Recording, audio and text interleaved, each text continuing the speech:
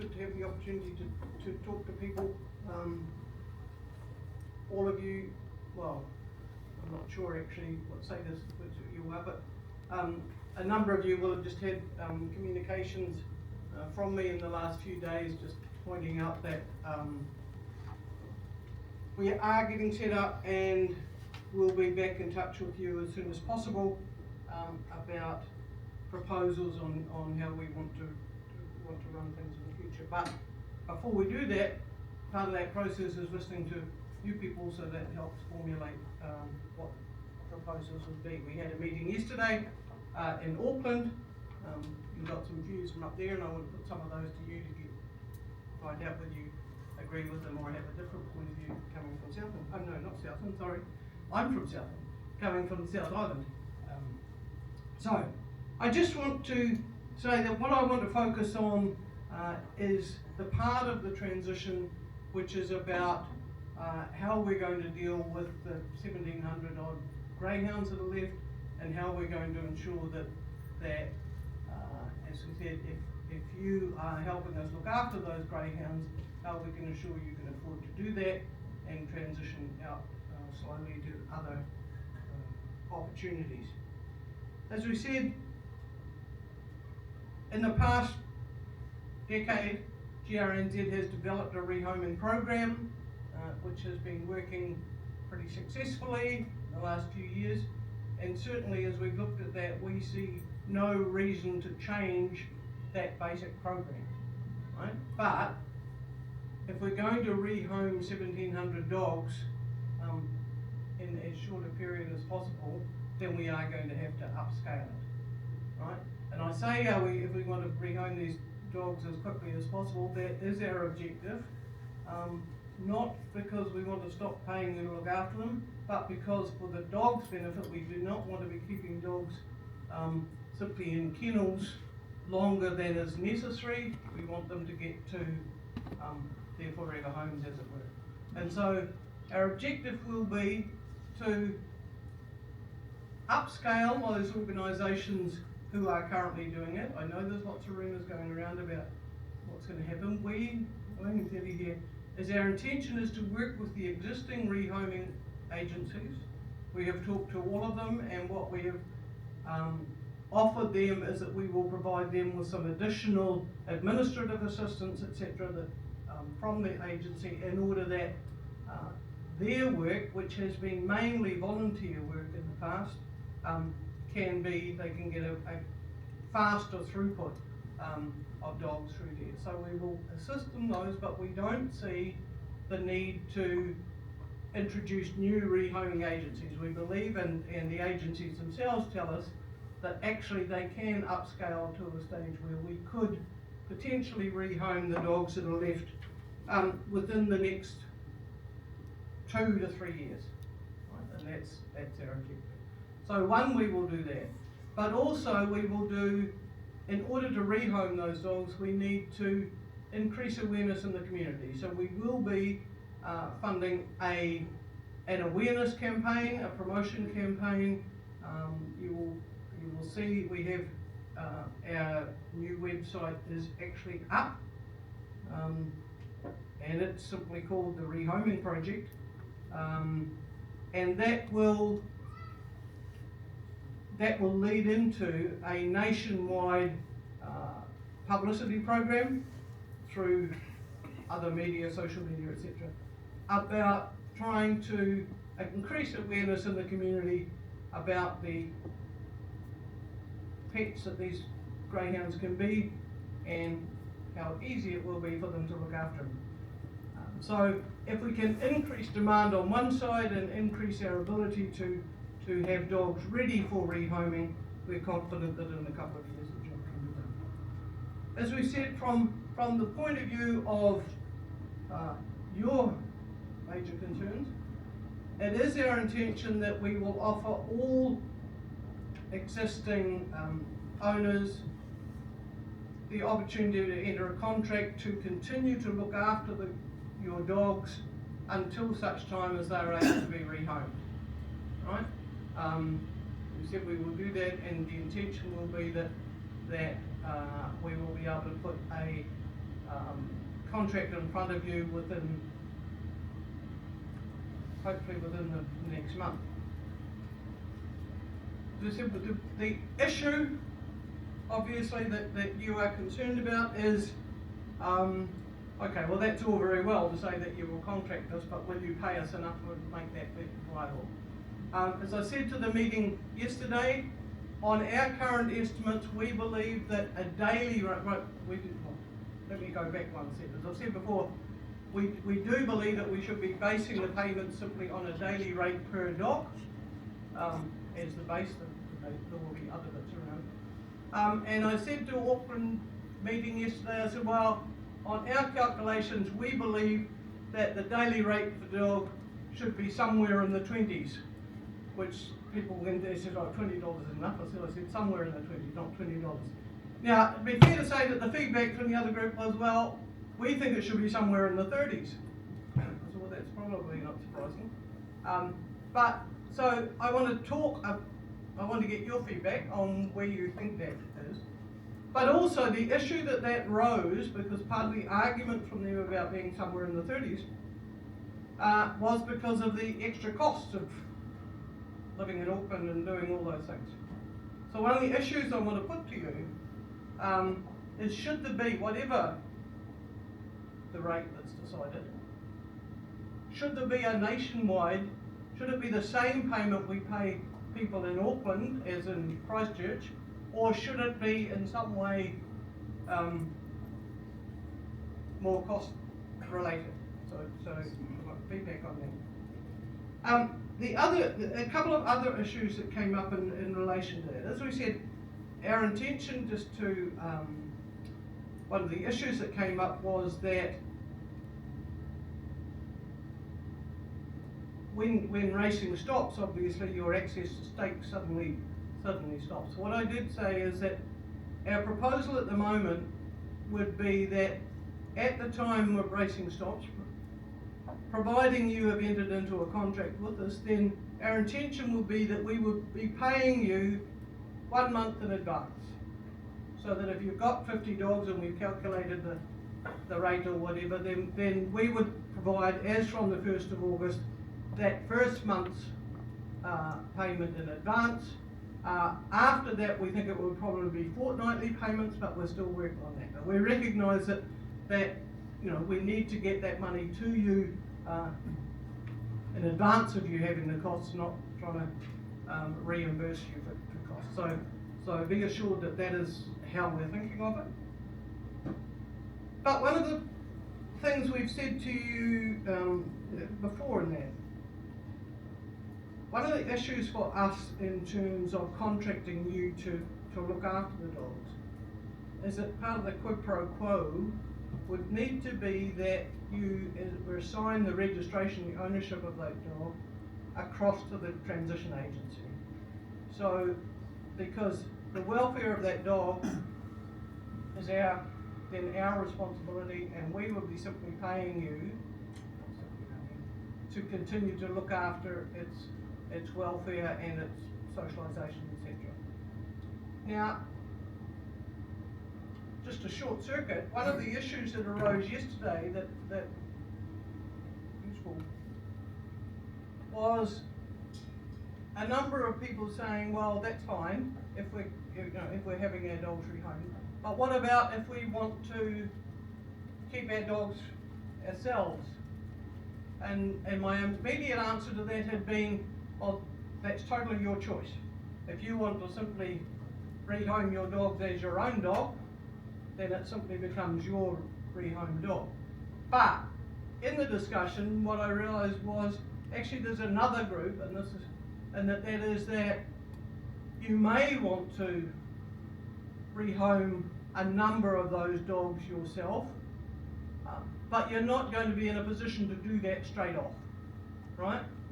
And so, right, because your income has suddenly stopped, and so what I'll be interested again in terms of your feedback. But what I've realised is that we do need to look at, is there an option of saying, yes, well, we will continue to pay you to look after the dog for some period of time, and that later you can still decide that you want to keep some of those dogs back. At the moment, my thinking, and this is only one more day's thinking from yesterday, is that if we had it, and I think it might have been Edward's comment, that what we could look at is we will continue to pay you to look after the dogs until such time as your dog, as it were, has been nominated for rehoming. If we are ready to rehome that dog, that's the point at which you would need to, wind out there, need to make a decision about whether you want to rehome it yourself, right, or whether you are happy for us to put the dog into the rehoming program. Again, I'd say that purely as one of the issues that come up, so that we get that out there on the table. The other issue that came up, which followed on from discussions, which again I'll throw at you, which we will think about, is a number of the issues that MSD were talking about yesterday was about access to supporting income, etc., and there was acknowledgement that there would be some asset or income testing along in that, which did raise an issue in my mind, and therefore we have already started talking with the tax fund, that we want to think about how we frame these payments to you to ensure that as much as possible they are, from tax and benefit point of view, seen as simply reimbursement of costs you're incurring as opposed to income, right? So we are looking at that. I can't give you the answer on it, but I certainly see that it could be, if we are careful about how we frame that right from the start, we could help things along. So we've got that, and so as we said, our intention will be that as from within a month or so, we will send you an offer with a contract offer in. And the quid pro quo, if you want to sign on to that, is that the registration of the dog comes to us, so it's their responsibility. In that case, in a similar way to, if you are looking after the dog, your responsibility would be for feeding and housing the dog, for looking after the welfare of the dog, etc. But things like vet costs and desexing and etc., would then be our responsibility as the owner of the dog. So those costs would be met by the agency, right, separately, in the same way as that GRNZ would do at the moment in the rehoming program. It is our intention that the Great Mates program simply continues on, so we will keep that brand and keep the basic process going through, but we can answer detailed questions. Excuse me. Got a question. Your rehoming fee of $20-something, is that just for current racing dogs? It's current registered dogs. The fact that they are not racing at the moment. So if you've got dogs that have not yet been to the races, yeah, or ones that you've rehomed yourself, they're still currently registered on the Greyhound New Zealand website. Do they get a fee as well as not, or is that if they, I'm just not going to answer that. Would be 100% sure on the second part of that. If why if they are still registered on the GRNZ site if they are not currently racing, but I can give you the answer for that, because any dogs we take as pets ourselves are still under the welfare code of the Greyhound Racing New Zealand. So we still have to do our dogs under the same rules, but they're not. But they're owned by us. Yeah. So from my point of view, from a legal point of view, if they are covered by the definition of a specified greyhound in the legislation, right, then they will be covered by our offer of payment, right? So I just need to check on in terms of whether you've got a couple, right? But once we determine that a dog has been successfully rehomed, then then we determine that the dog has been successfully rehomed and we stop paying for it. Right, so what I'm saying is that in a situation where if you've got some dogs which are still on the site but aren't actually available for rehoming, then we wouldn't be paying very long. Okay? If you've got a dog that's 6, 8, 10, 12 years old, you're looking after it till it kicks the bucket, and you've got current racing dogs that are earning income to pay for looking after those dogs. Once racing finishes, that income goes. It'll be only any dog that you want to rehome, Yeah. not dogs that you Right. intend on keeping. So, Yeah, so if you- people I mean, the problem is that your dog that you've already rehomed is exactly the same in a way as if you had another spaniel. So if you've got an 8 to 10-year-old dog, who's going to want to rehome that? Look Well, after if that. they're not available for rehoming, I didn't say they're not available. anyway, If you've got a 10-year-old dog, how much life has they got left in The it? rehoming Who's going to groups take that have off? been able to rehome older dogs. I can assure you, if we've got any of them in here, I don't know, Joe, whether you have, but I know Gat and, the other two groups, they do rehome older dogs and they support those various Yeah. things. so as I said, essentially the issue is, are the dogs available for rehoming? And so when we, it won't be me, but hello, that's okay. Right, when we ask for them to come into the pipeline, if you say sorry, but I want to keep this one at home, well, that's fine, right? But that's when we would have to work towards a change in the registration. Okay, I'm not going to keep going because I'd rather actually make sure we get the information out through the questions you want to talk about. At the back, Say if some people have already made plans to get out of this industry on the 1st of August, they have renewed their leases on properties, they're selling their properties. Have you got provisions to pick up these dogs? And home yes. them? Well, I don't know how many dogs you can get, but certainly we are looking, I'm not gonna be the only yes, people we that are know. looking to contract for spare capacity so that if people don't want to accept to look after them themselves, then we take responsibility for moving them somewhere else. And where is that spare capacity? Well, at the moment we are looking, We've got capacity at Ceres. okay, so, I think you'll find there'll be other people that will have capacity. right? And they'll be picked up on the 1st of August, we won't have to hold them. Now that you're gonna be responsible, if we don't sign the contract, who is gonna be responsible if we don't sign? On Us. the first of all, no, I mean, it's not, if you don't sign the contract, Yep. right, then the dogs are still your dogs, Okay. right? So you are still responsible for looking after the welfare of That your needs to dogs. be made clear, thank you. And they're not under the bill as a specified greyhound then, are they? They lose that. No, they still are a specified greyhound and all the rules that apply, still apply. Right, nothing changes on that on the the only thing that changes on the 1st of August is racing stops. But they've been privately rehomed, if we're gonna Well- keep them, and you're saying when they come out from your transition agency and they're rehomed, they lose the identity of Pacific Right. greyhounds. What is the difference? Well, the difference is that the legislation requires us to certify that they have been suitably rehomed, so it won't be as soon as they move to the house.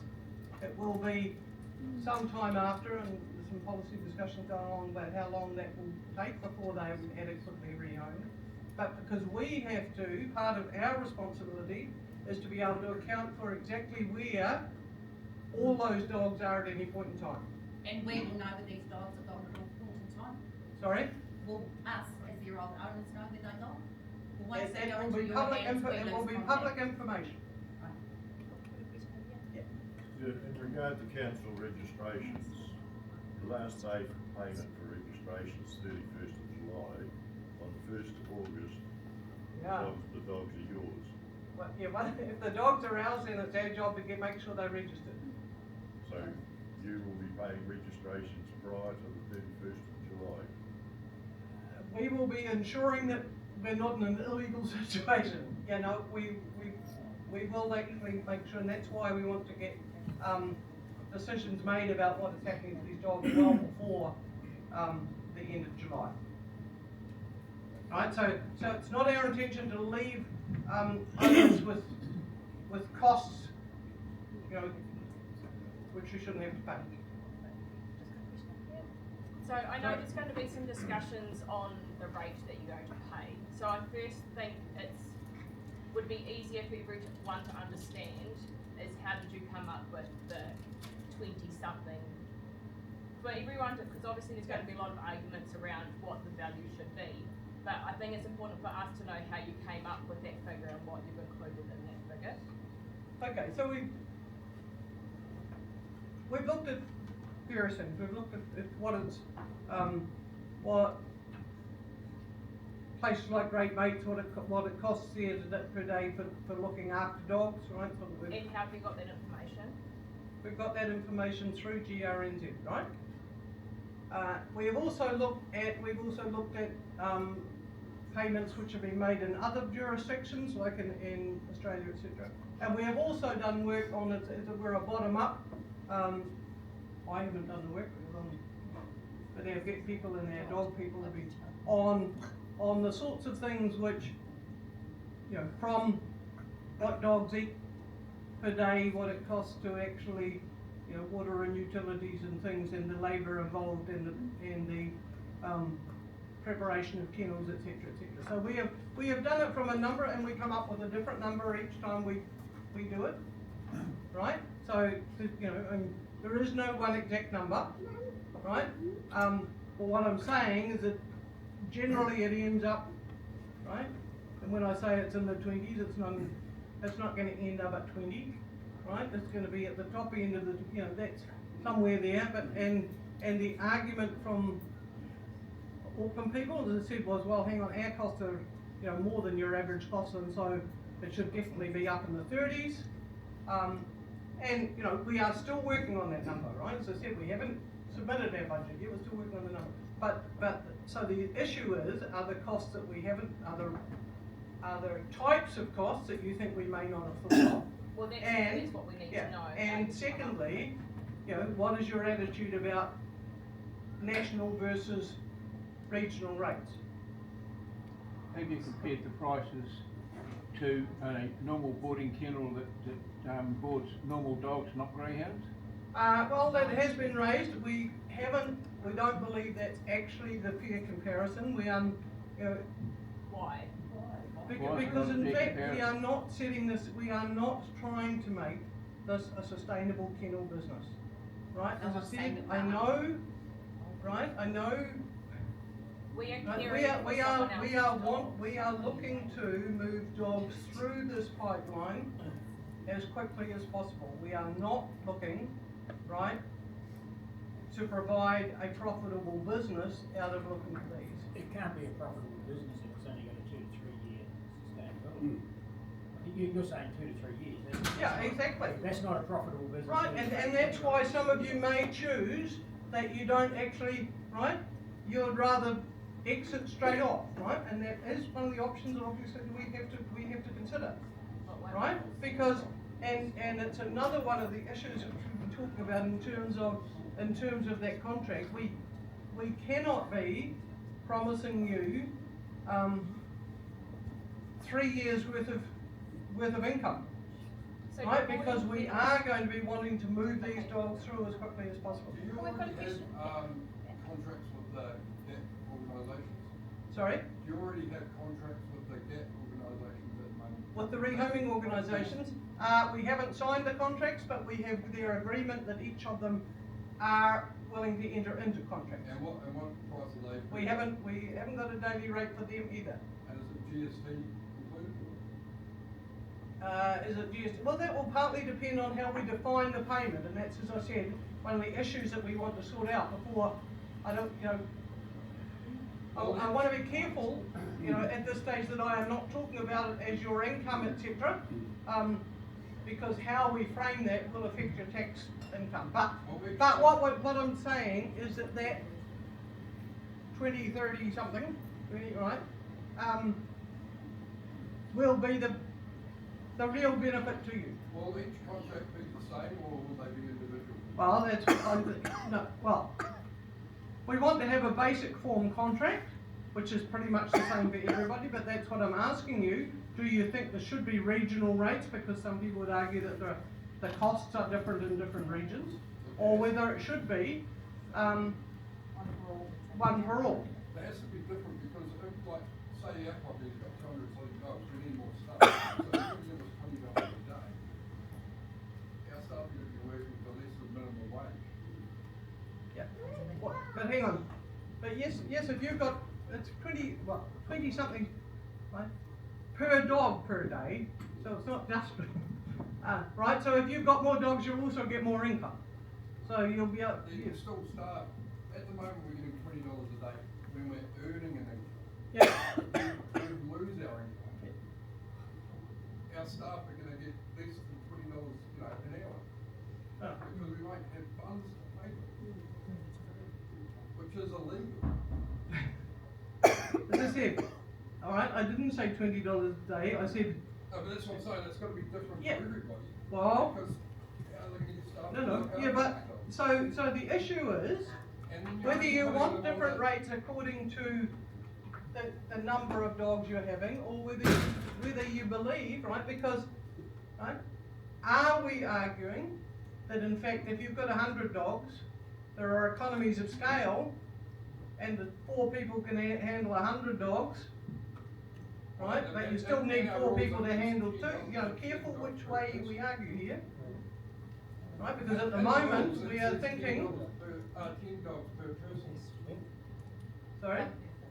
Well, per 50. Yep. One per 50.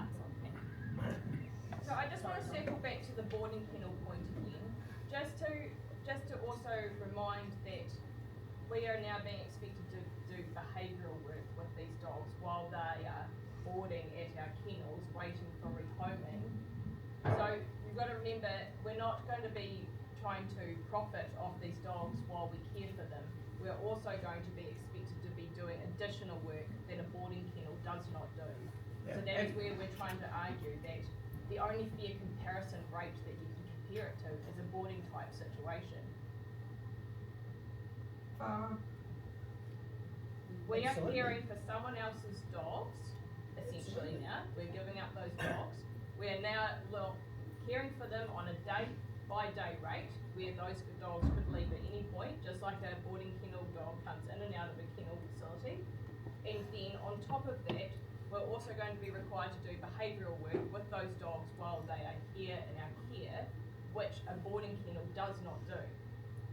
Yeah, Well, the greyhounds will need to be Yeah. exercised. Yeah, no, and that's the fair issue, because one of the issues that we're going to grapple with is the extent of behavioural work which we want to, as it were, offer to owners to do. The extent to which the basic rate is simply to look after the welfare, the physical and basic exercise, etc. Which Right, we are saying- open to, and this is what is to, in fact, if we have got a situation where we have got trainers who are able to do more than that in terms of the behavioural work, getting them more ready before they go into the Great Mates program, right, then we will be looking at that as a different payment. This question is that. Right, so I'm not saying that all, right, we will expect basic exercise, etc. In the basic rate. How do you police that? Sorry? How do you police that the dogs are, like the geo and said